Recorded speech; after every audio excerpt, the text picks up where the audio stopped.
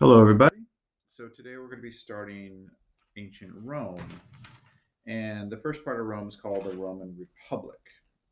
And hopefully your teacher maybe showed you some pictures on 320. There's a timeline there, there's some pictures, and it kind of tells you what you're going to learn. Okay, so this first section is called geography. We always start with geography. So it's called Geography and the Rise of Rome. Off to the left, you'll see some of the main ideas and the big idea. Um, so it says what you will learn. The main ideas: the geography of Italy made land travel difficult but helped the Romans prosper. 2. Ancient historians were very interested in Rome's legendary history. And 3. Once a monarchy, the Romans created a republic. And the big idea is Rome's location and government helped it become a major power in the ancient world. And we see some key terms and people over here. The first is Aeneas, Romulus and Remus, a republic, dictators, Cincinnatus, and then you'll have to know the difference between plebeians and patricians. Okay, if it starts, if you were there, you were the ruler of a group of people looking for a site to build a new city. After talking with your advisors, you have narrowed your choice to two possible sites. Both locations have plenty of water and good soil for farming, but they are otherwise very different. One is on top of a tall rocky hill overlooking a shallow river. The other is on a wide open field right next to the sea. Which site will you choose for your city and why? So think about that for a second. If you had the choice, would you take the one on the top of a rocky hill overlooking the river or on the wide open field next to the sea? Building background. From a from a small town on the Tiber River, Rome grew into a mighty power. Rome's geography, its central location, and good climate were important factors in its success and growth. The city's rise as a military power began when the Romans went to war and conquered neighboring Italian tribes. The geography of Italy. Rome eventually became the center of one of the greatest civilizations of the ancient world. In fact, the people of Rome conquered many of the territories you have studied in this book, including Greece, Egypt, and Asia Minor. Italy, where Rome was built, is a peninsula in southern Europe.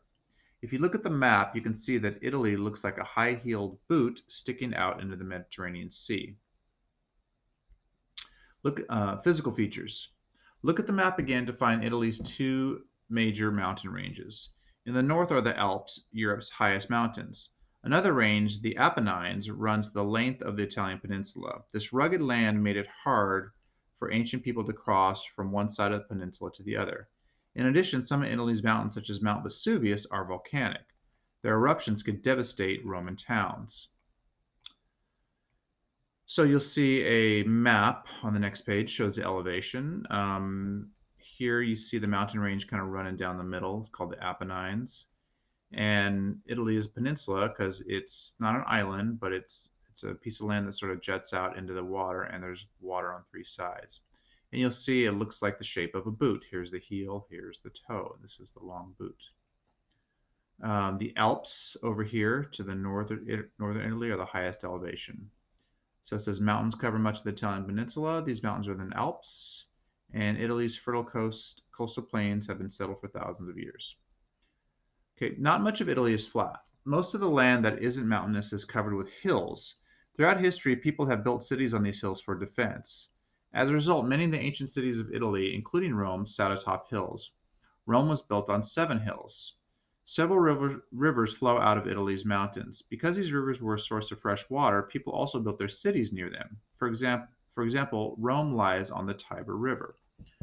So going back to that original question, they ended up choosing the high hill next to the river. Climate.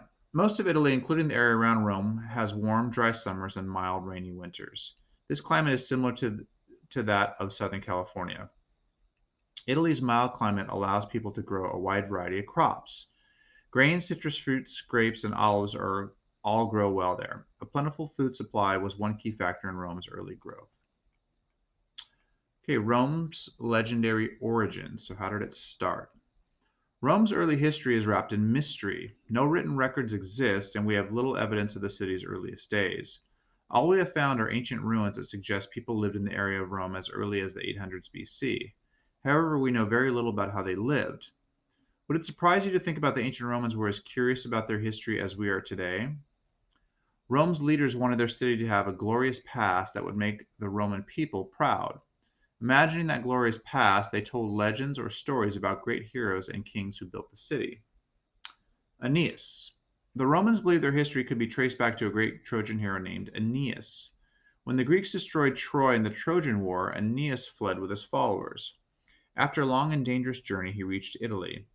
The story of this trip is told in the Aeneid, an epic poem written by a poet named Virgil around 20 BC. According to the story, when Aeneas reached Italy, he found several groups of people living there. He formed an alliance with one of these groups, of people called the Latins. Together, they fought the other people of Italy. After defeating these opponents, Aeneas married the daughter of the Latin king. Aeneas' son and their descendants became prominent rulers in Italy. So, quickly, here's a picture of Aeneas. It says, he carried his father from the burning city of Troy and then searched for a new home for the Trojans. After traveling around the Mediterranean, he finally settled in Italy. Okay. And this other picture you're going to see is of Romulus and Remus, and we're going to read about them next. Okay, Romulus and Remus. Among the descendants of Aeneas were the founders of Rome. According to Roman legends, these founders were twin brothers named Romulus and Remus. In the story, these boys led exciting lives. When they were babies, they were put in a basket and thrown into the Tiber River. They didn't drown though because a wolf rescued them. The wolf cared for the boys for many years. Eventually, a shepherd found the boys and adopted them.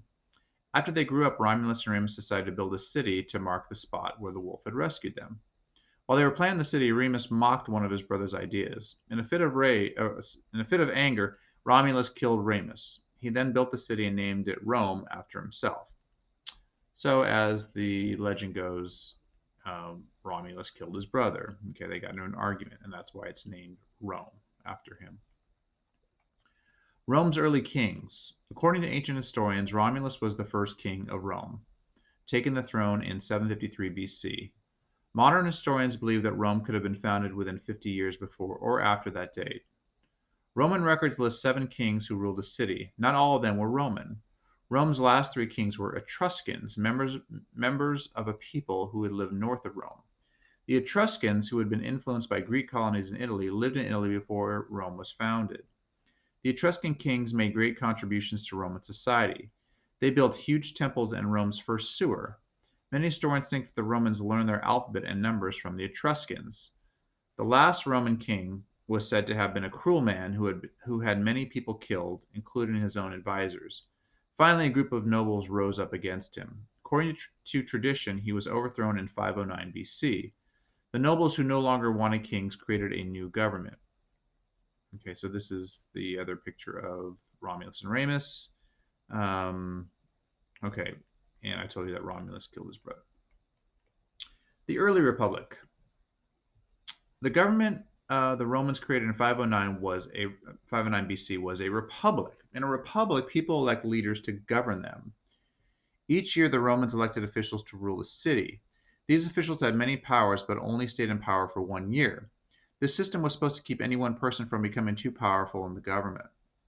But Rome was not a democracy. The city's elected officials nearly all came from a small group of wealthy and powerful men. These wealthy and powerful Romans held all the power, and other people had little to no say in how the republic was run. Challenges from outside. Shortly after the Romans created the republic, they found themselves at war. For about 50 years, the Romans were at war with other peoples of the region. For the most part, the Romans won these wars, but they lost several battles, and wars destroyed many lives and much property. During particularly difficult wars, the Romans chose dictators, rulers with almost absolute power, to lead the city. To keep them from abusing their power, dictators can only stay in power for 6 months. When the time was over, the dictator gave up his power. One of Rome's most famous dictators was Cincinnatus, who gained power in 458 BC. Although he was a farmer, the Romans chose him to defend the city against a powerful enemy that had defeated a large Roman army. Cincinnatus quickly defeated the city's enemies. Immediately he resigned as dictator and returned to his farm long before his 6-month term had run out. The victory by Cincinnatus did not end Rome's troubles. Rome continued to fight its neighbors on and off for many years. Let me just read this quick biography of Cincinnatus. It says Cincinnatus is the most famous dictator in the early Roman Republic. Because he wasn't eager to hold on to his power, the Romans considered Cincinnatus an ideal leader. They admired his abilities and his loyalty to the Republic. The early citizens of the United States admired the same qualities in their leaders.